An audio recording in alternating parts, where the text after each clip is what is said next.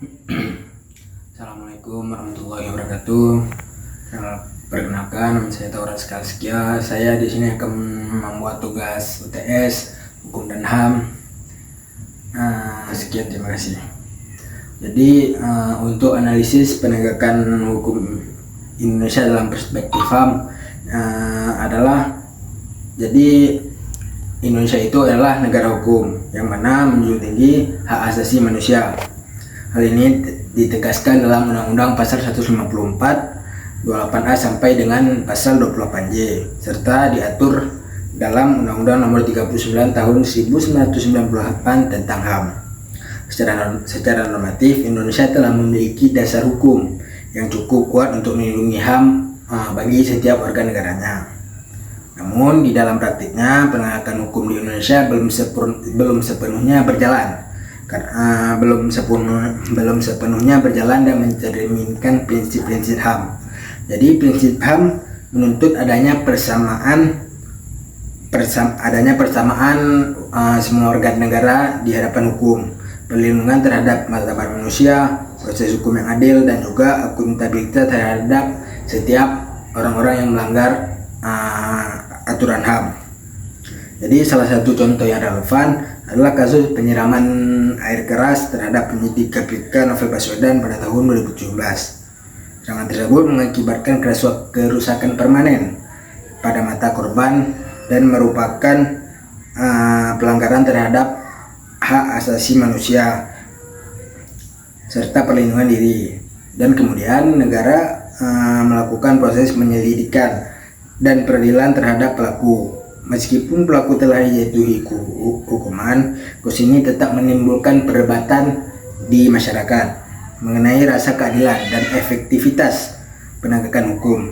Hal ini menunjukkan bahwa meskipun mekanisme hukum telah berjalan, masih terdapat tantangan dalam mewujudkan keadilan yang sepenuhnya sesuai dengan konsep HAM yang tadi saya katakan. Di dalam konteks HAM, negara memiliki 3 peran utama. Jadi yang pertama itu menjamin atau menghormati HAM, respect, yaitu tidak melakukan tindakan yang melanggar hak asasi manusia seperti penyiksaan, penangkapan sewenang-wenang. Kedua itu adalah melindungi HAM, to protect, yaitu melindungi setiap warga negara dari pelanggaran yang dilakukan oleh pihak lain melalui penegakan hukum yang adil terhadap kelakuan-kelakuan yang mereka lakukan. Dan yang ketiga, to protect, yaitu memenuhi HAM, to fulfill, yaitu menyediakan berbagai fasilitas dan juga layanan yang memungkinkan warga negara menikmati hak-haknya seperti pendidikan, kesehatan, dan juga bantuan hukum.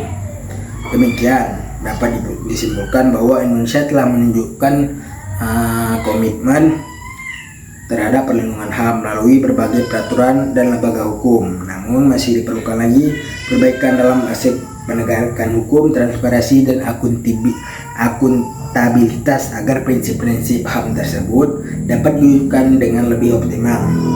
Penegakan hukum HAM yang berorientasi pada HAM sangat penting untuk menciptakan keadilan, karena supaya warga itu tidak takut jika terjadi hal-hal yang mungkin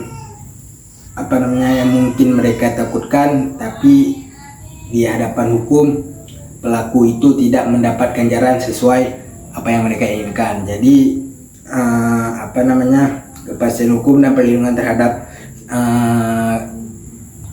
perlindungan terhadap setiap warga itu adalah sesuatu yang sangat dibutuhkan warga jika sewaktu-waktu mendapat pelanggaran atau kelakuan yang tidak mereka inginkan.